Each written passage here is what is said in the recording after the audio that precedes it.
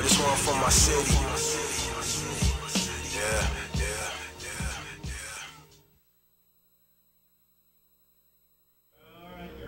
All right, so there's Church Chisel. We're going to maybe get him in here in a couple of weeks, and that's going to be awesome. So Rocky's going to try to set that up. That's going to be fantastic.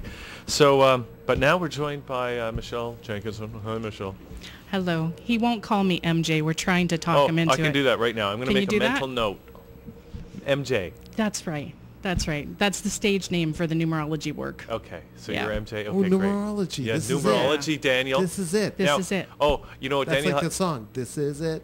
Yeah, Daniel had a question. Is this Hebrew or Chaldean numerology? In our Excellent Jewish question. thing, they're big on the numerology with the letters. There are all different kinds, and Yeah. you're so right. I actually haven't gone that much into the Hebrew form, but I do a mix of the Chaldean and the Western Pythagorean numerology. That sounds impressive. I don't know any of that, but it sounds impressive. Well, I can dazzle you with things, and you don't know if I'm right or wrong then, right? Yeah, that's right. I find actually, I call it Western and Eastern because I think there's two very different ways of looking at things, and the Western culture and the Eastern culture have something very different to offer. So that's why I mix the two and look at it a little bit differently. It should start with you, but I just want to say this and see if there's a comparison real quick. In the Hebrew thing, you have letters, the numbers of letters based on the order of the letters, I guess. Right. And then let's say you're adding up the letters crosswise of a one word, and then you find that it adds to something that's profoundly connected to that word in another word or something like that. Exactly. In the Western numerology, basically what you do is you do the same thing with the alphabet. Each letter is represented by a number. And you look at that and you look at the birth name. So if we step back for a little bit, the concept, just in case people don't know what numerology is about at all, most people know about astrology because they see their sun signs on the local newspaper, right? Right. But the numerology is essentially, the concept of it is before you came to the planet, before you were born, you chose your birth parents, you chose your birthday, and you chose your name. And all of those things you presumably chose because you had a purpose in mind when you came here.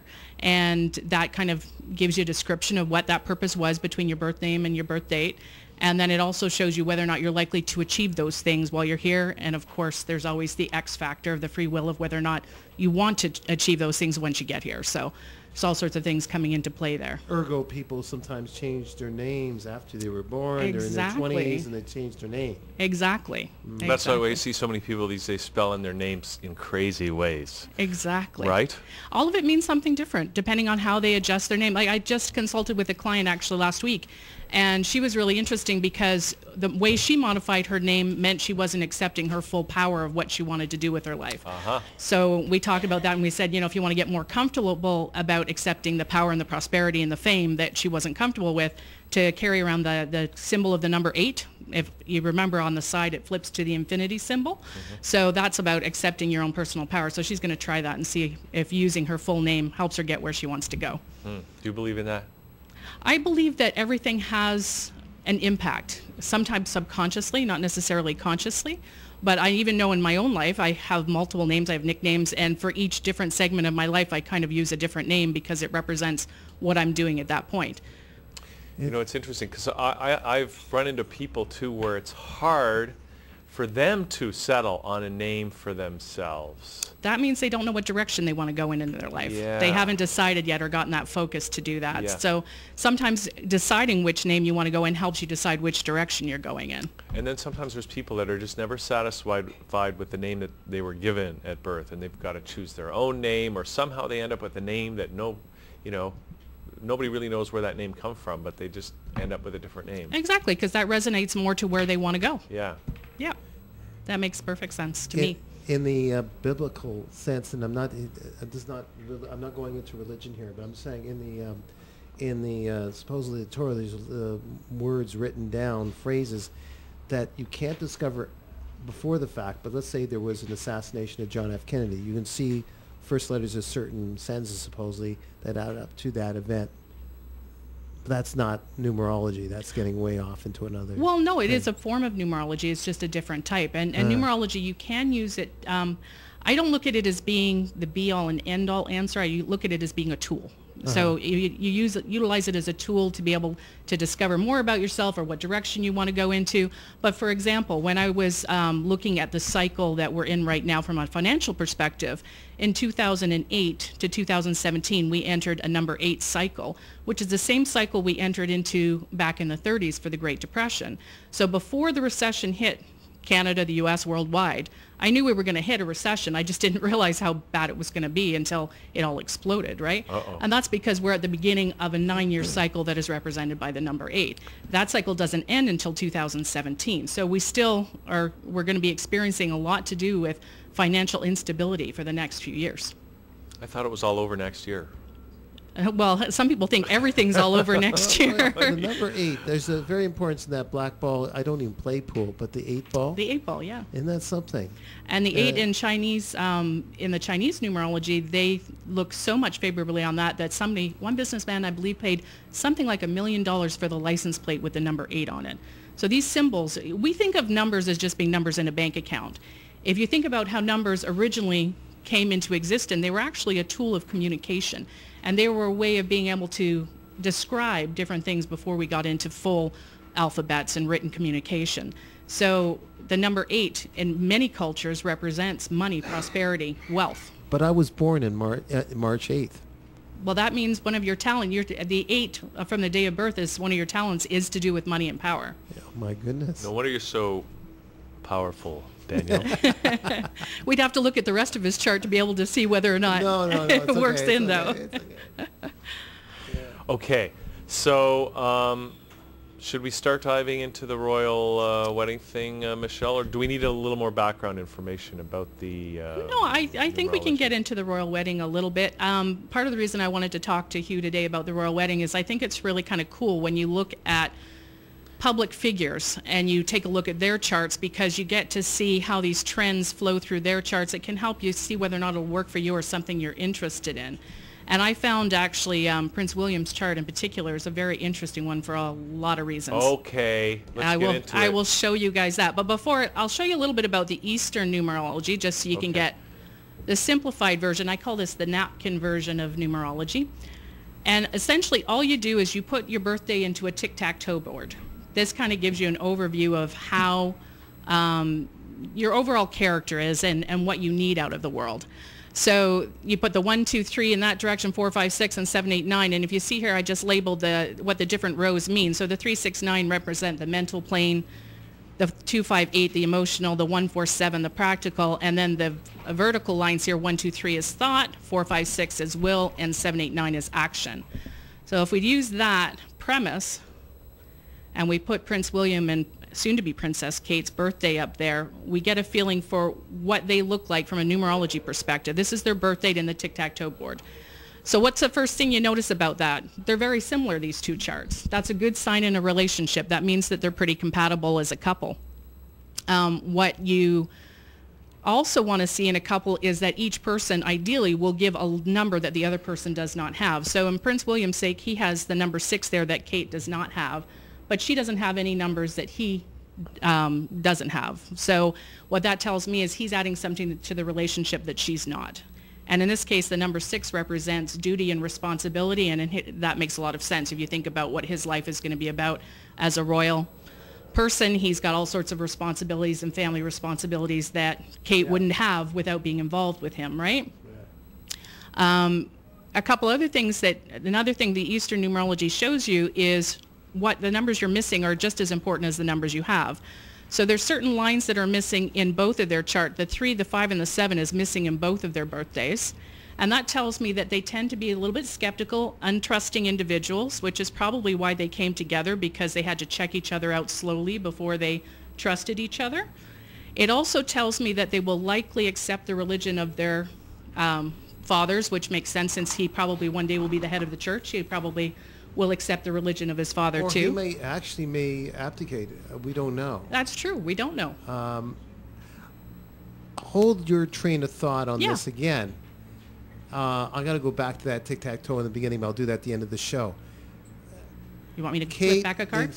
Well, maybe in a second, but I was just looking at this book by Norman George, The Brain that changes itself, and how people that have a stroke can actually because there's so much possibility in the brain, it can redevelop itself. Yeah. Or you encourage what's there that's been latent and bring it back to fore. And it's a very encouraging book. It's sold very well. Now, I'm just wondering, Kate doesn't have anything to bring to the table here on that area, but being what little I've seen on TV, having a lot of strength, she's the one who encouraged him to go back to study a certain program, but she thought it would be better for him. She took the bull by the horns in the situation and helped a friend in the situation years ago and gave some strength. Maybe she has something to offer. Maybe I'm not maybe asking, how am I asking this? On that chart, it seems like she has nothing to offer in this area of responsibility, but maybe she does have, in a way, Definitely. ability Yeah. with intent to take that weakness and make it a strength that she doesn't have. Exactly. I don't look at lack of numbers as necessarily being a weakness so much as that's not what you were born with, so it's not an innate talent. It's a little bit different than a weakness, but you're right. This is only one way of looking at their relationship. Right. And in the ideal world, many couples don't even have this much in common. So really, in an ideal world, they would each have a different number to bring to the table. But even that she doesn't, they are so complementary in so many different ways from this chart that their relationship is a good one. The experience chart, whatever you want to call it, the environmental chart, she has something to bring, perhaps that's more than what's on there. The Western side shows a lot more in that and shows where she adds to the table. I remember just a funny thing from Manhattan, by the movie by Woody Allen. Mm-hmm. And it's a cameo, and Woody Allen asked these two gorgeous couple, a young guy, a young woman, they're walking arm in arm, and says, What is it that makes you guys so successful together? He says, we have nothing in common. That's hilarious. Sometimes that can be the best. Hey, Michelle, are we going to, no, you just mentioned this is the Eastern astrology. Are we going to look at the Western? Yep. Yeah. Numerology as we go? Quick. Whenever you're ready. I'm just, wait. trying to keep it going here. Let's keep things moving. Okay. So what the Western, as typical of Western thought, is Western numerology also breaks everything down into little pieces. I look at Eastern as more looking at things as a sum of the whole and more of an altogether perspective, whereas the Western kind of chops us up into little different parts of our personality. So the core part of the Western numerology deals with 5 aspects. That's the birthright, which is your birthday, all the addition of your birthday. The destiny, which is the addition of the letters in your name. Yeah. The heart's desire, which is represented by the vowels, and the personality, which is represented by the consonants. And then the additional one is your unique talent, which is represented by the day of birth. So if we look at William, so I remember I was telling you he's got a very interesting chart for a lot of different ways. One of the first ones is he was born on the summer solstice. The summer solstice is the strongest day of the year for the male-dominated energy because the sun is at its strongest at that time of year. And at the same time, he was born with a numerology that adds up to a number 11, which tells me that was born to be a leader, basically. So everything adds up in his chart. Even his heart's desire is to be a leader. Now, whether that's as king or not, or in some other way, it's a leader in some type of field. I think that I know, Hugh, you want to get rushed through this, but I'm just saying that I think that there's an amazing possibility with this man. It's not just another king, prince. Yes. What he did to raise funds with his brother at this thing for whatever it was, sort of like a Live Aid. He's getting out there, and people are starting to really like him already as a participant leader, not just someone that something that was inherited. Exactly. So there's this combination here. Let me show you this. This is something that strikes to what you were saying. He went to visit Australia after they were flooded. Yeah. And this shows you the response of even a little kid. This was from one of the Australian news, is welcome our shining prince. He's associated with the sun energy. Yeah. Whether people know it or not, there's something about him that pulls people to him. So he's got the charisma. I mean, that's natural in this field too. He's been trained from birth to be the future king. But he's also got something special to bring to the table. I agree with you that he's got more than what a typical... The outsider, his mother. Yeah. That outsider. Yep. He's got the nature, his spirit, basically, he wants to give back to the world. There's a big part of him that needs to do that. Yeah. So because of that, that brings Kate into the picture as well. Like you were saying, what does she bring to the royal couple? Wait, before you get into that, are we done with his chart? I just want to do a good job on his what if I do this? chart. We can show them both at the same Sorry, time. Hugh, I didn't realize we didn't get into details here. I don't know if that's going to work. Anyway, Hugh should be Ben we White. can bring that back, but Yeah. I mean, are we done with his Prince William's overall numerology? Well, really, when you could spend hours on it, honestly. There's all sorts of symbolisms with his birth chart that's interesting. But as a couple, what most people are asking about right now is whether or not they're going to survive, whether or not they're going to be the couple that makes it when so many don't today. And under the pressures of their type of lifestyle, too, it's a very difficult relationship to make work. What I find more interesting than looking at the individual charts by themselves is seeing how they combine as a couple. And I look for that into their heart's desire. What do they want out of their life? The 2 and the 6 that is the combination of the 2 of them, which is William and Kate together, that tells me that they've got a very deep innate love together. They're likely going to be the couple that makes it. Despite the outside pressures, they've got a really strong bond. It'll take a lot to break them up. Well, they had a healthy, for lack of a better way, a healthy breakup. What, 5 years ago? 2007, yeah. It was a healthy breakup because she had, whatever, they need that separation. She, I think, put that on. And then they came back, I think, almost planned to come back together. Yeah. So there must be something about getting the foundations going. I don't know. Oh, and like you said, too, they started out as friends, which is usually a healthier start to any relationship, too, right? Yeah. But even from, predicting their future, I think that they will make it. I think that they've added enough to each other as a couple that they will enjoy each other's company for years to come. Yeah. Okay, well that's good news. Yeah, that's good news. So all the bets in Las Vegas, don't bet that they're going to break up. Though if they do break up, I did predict when it would happen. It's going to happen. If it does happen, 2016 will be the year that they're going to be stressed out, and that's when they're going to be most apart. That's the year before the economy turns around. That's the year before. Coincidence? I think not. No, in 2016 they're going to be very far apart. So as long as they can give each other space, they'll make it through that time. But if not, that's 9 years exactly from when they broke up last time. We got to get past 2012 first. And what do you think about 2012? Do you think it's going to be the end of the world? I think it's going to be it could be a possible end of a way of thinking.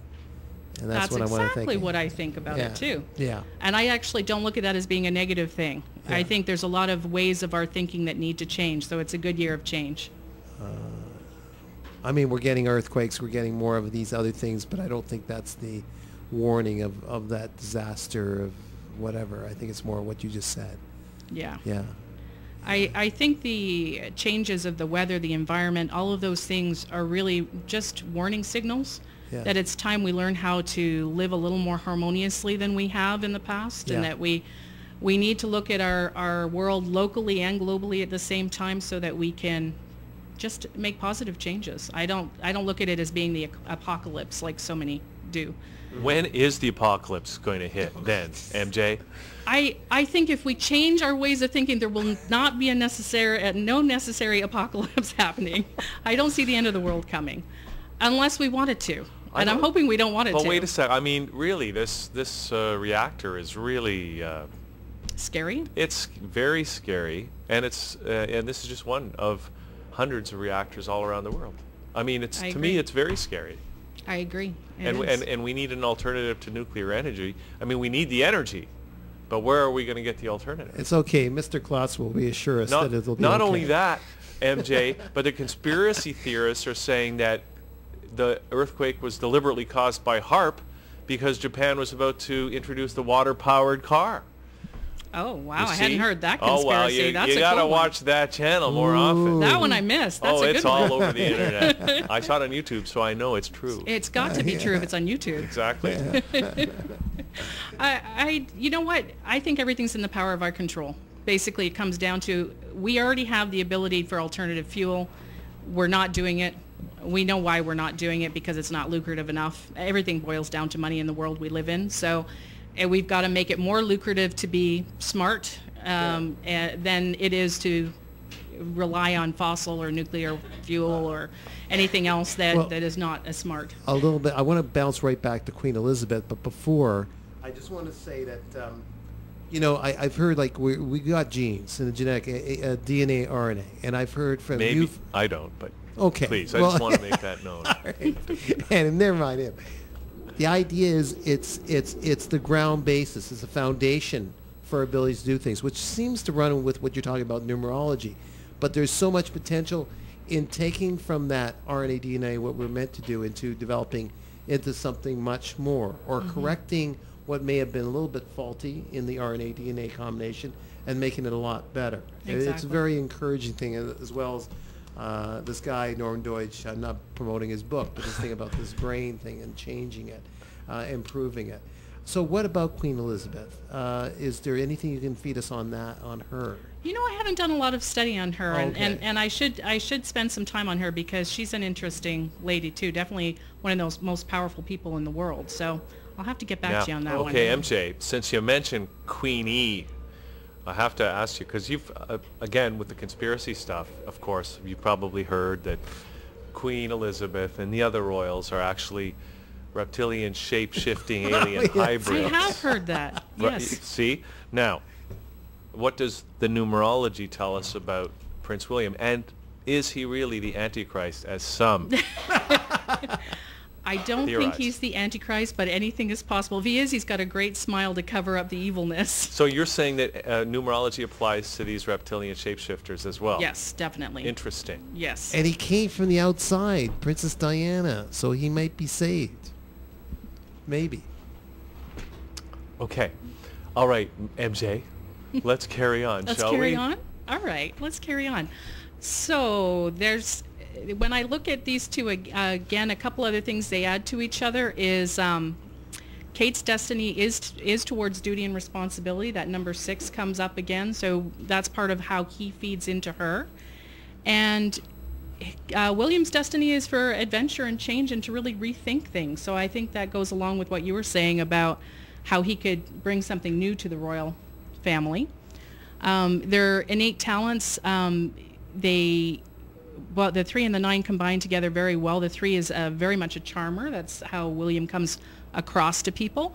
And Kate's personality comes across very compassionate and very strong, and that's represented by the number 9 there. It's kind of odd, actually, that his talent, his personality, and her talent, her personality are the same numbers. That enforces basically their outer, the way they present themselves to the world is basically the personality. So if that outer shell or how they represent themselves is not necessarily how they really are, but it helps strengthen their image. Their public image, I guess, is the best way of putting that. Another thing that I thought was kind of interesting is when you add up their birthrights, their couple number is the number 5, and that helps William towards his destiny of being the changer of the world and an adventuresome spirit. And their royal wedding date adds up to the number 1, which tells me that they're going to be a very independent couple, very action-oriented, definitely the power couple to watch over the next decade. I expect a lot out of the two of them. How do you come up with these numbers again? Like there's a 5 and a 6, and I forgot. The 5 comes from William and Kate's birthright number, which is added, basically their birth day.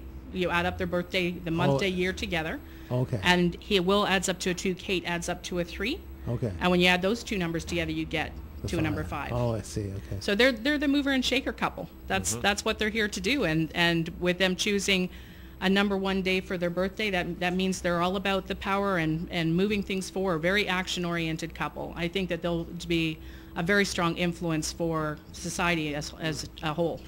Now, do you think that they consulted with numerologists to choose their date and some of the other things? That's a good question. I wouldn't be surprised, actually, if they do. You'd be surprised how many people do consult astrology and numerology to help them see trends. Even stock market analysts will look at both sides of things to try to predict the future. A lot of people in these kind of power positions will look at their birth date, their birth name, all of those things, just to give them an extra edge. Like the court astrologer or the court metaphysician, that sort of thing? If it gives an extra perspective, an extra insight, why not, right? Absolutely. I would think that if I was any of those two, I'd say, look, I don't want to hear about this. We're all on a good wavelength. I want to hear some doomsday thing from the numerologist. But unless someone comes up with the good stuff, so someone calls it, yeah, no, it was good, it's good. And so they bring the numerologist over to confirm and that it's a good thing? confirm that it's a good thing.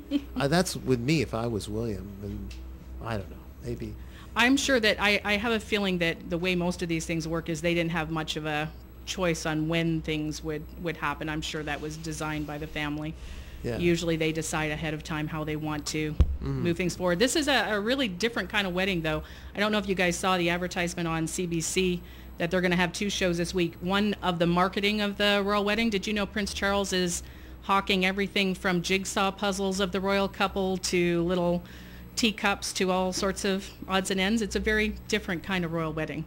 They're looking to make a good royal buck out of this one. They always had that stuff, though. No, they have way more this time. You got to look at the websites. Everything's way more these times. But in the old days, yeah, you could always get the stuff for every royal event. There was like, the coronation, blah, blah. But that was like the teapot and the china and classy things. Well, these are like little, the bobblehead dolls and the all sorts of odd things that you wouldn't expect a royal couple on. What's Prince C planning to do with it? Is he trying to do it for a cause or what?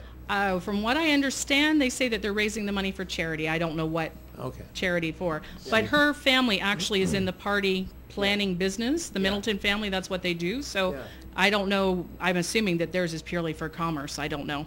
Okay. Or maybe they're, raising money for Libya. Or ThatChannel.com. Probably. Or maybe... ThatChannel.com should get some money out of this. Well, you said it, MJ. Great idea. Okay.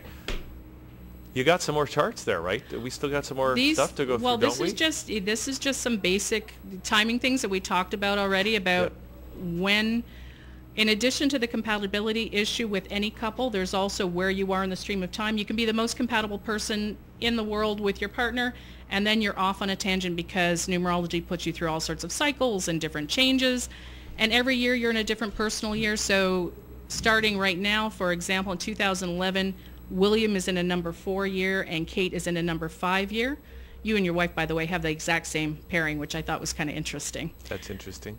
Which means that at most times in their lives, they are very close together in what they think and what they do. They're experiencing similar things. Kate's always a year ahead of William, so she's experiencing a certain type of influence, and the next year he follows. The time when it becomes a problem is when you hit the 9th year, or back in 2007 when they had that public breakup. William's in a 9, Kate's in a 1. That means they're in totally opposite areas of their life, and that's the time that they're going to hit their stressor year. So every 9 years, that's when they're going to have their issues. That's why the breakup did happen in 2007, but close towards the end of 2007, like you said, they were back together again. And then in 2016, that's when the next big stressor year is. So if they do break up, which I'm not expecting, it would be then. Well, let's just go back to 4 and 5. How did you arrive to that? Just that example. I'm not having you teach me the whole thing here. But what you do to find your personal year, and you can get all this stuff on the archivox.com website if you want to figure out how to do it for yourself. But all you do basically is, let's say you were born October 6th. You'd add the month October, which is represented by a 10, to the number 6. Okay. So 1 plus 6 plus the current year, which the current year is 2011, adds up to 4. You just add the different digits together. Oh, I see. And then once you add those together, that would be, okay, now I have to add 1, 6, and 4 is 11, right? Yeah, which would add back down to the number 2. And that's the year you would be in. So all you do is you take the month and day from your birth chart and you add it to the current year. That gets you your personal year. Mm-hmm. So this year for William is all about structure, and it's about family. It's about putting together his life. It's a very sensible year for him to get married. For Kate, it's actually a year about adventure and change, which is also kind of an interesting combination when it comes to this is going to be a big change for her in her life. I'm sure she's been experiencing it actually since she became his girlfriend, but even more so once she becomes a princess, her whole life is basically going to change. We've got the pairing here of the Prince Charming, the Sun Prince with the Cinderella, right? We've got the whole archetypal type story going on and playing out before us. I find it interesting that most people say that they don't care about the royal wedding, but they're still expecting 1 billion people to watch it. 1 to 2 billion people. That's most of the planet are going to be, that have televisions, are going to be watching this. It's... are you going to watch? Depends. Half of the hemisphere's security systems will be there. Are you going to be watching? You're going to be watching. I should take off the day to watch. This is what you do. I You're know. doing this I'm going to be tweeting all day long. That's what I'm going to do. Because you're doing this for a big network, right? Yes. You want to just tell us a little bit about what you're doing? Lifetime Television did a made-for-TV movie on the royal couple, so they're doing a lot of promo around that. And I do the numerology for them down in the States. They're not big up here in Canada, but they're a pretty big network in New York City. well, really all of the states, but primarily in New York City, and they focus on women's programming. So a lot of women tend to be more into this stuff than men do, and they are doing all sorts of backgrounds on the royal couples and the families and all of that. And I'm going to be doing some work for them on the internet, blogging about the royal wedding and what kind of dress she'll wear and all that kind of fun stuff. Mm-hmm. Whether or not they're compatible, the same stuff we're talking about here, how she fits into the royal family. You know, I want to do a little piece, actually, I haven't done any research on it yet, about Camilla versus Charles versus Diana, to see where that dynamic went wrong. You know, there's some interesting indicators from numerology how you can use that symbolism to see either what happened in your life or what's about to happen. Yeah, interesting. Family, the Queen Elizabeth's sister. There's a whole bunch of there's a that lot didn't of go things. right there. Yeah.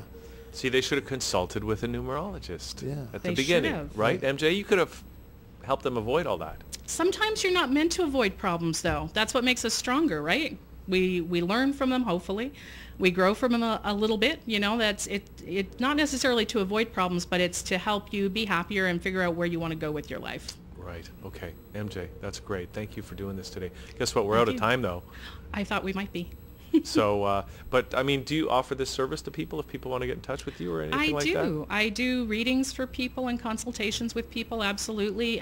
We also, on our website, artravox.com, we have written reports if you just want to kind of get a feel for it and you don't want anybody to know that you consulted with a numerologist, so you can see the written report, or we can spend time on the phone, whatever works best. We also Skype to our people across the world. You never know who's going to want a reading, so we'll talk to anybody. Okay, so that website again is Artravox? artravox.com. Just like it sounds. I know right? it's kind of a weird name, but if you picture the word art forwards and backwards with Vox for voice, it's about finding your creative spirit and giving voice to it. That's the concept of the company. Okay, and you're going to be on TV, on Lifetime in the U.S. when that comes We're out? going to start on the internet and then go from there. Yeah. Okay, awesome. Okay, so people can check out artravox.com, get in touch with you through that, right, MJ? Absolutely. All right. Absolutely. Thank Okay. you. Thank you, MJ Jenkinson. No, that's MJ counts for all that, right? It counts just for MJ. everything. It counts Do you for do everything. all your numerology as just MJ? I do. It's easier. Yes, it is. Okay, I'm going to get a new acronym. Okay, well, thanks, MJ. Daniel, thank you for Thanks for doing coming, this. Hugh. I appreciate it. You're welcome, Dan. Okay. Always a pleasure to help you out here on the Liquid Lunch. Okay, that's it for the show. Thanks, everybody. Stay tuned. John Klotz is next. Money Talks. It's going to be awesome, and we'll see the rest of you tomorrow at noon for more Liquid Lunch right here on ThatChannel.com. Here's Jaron Freeman Fox.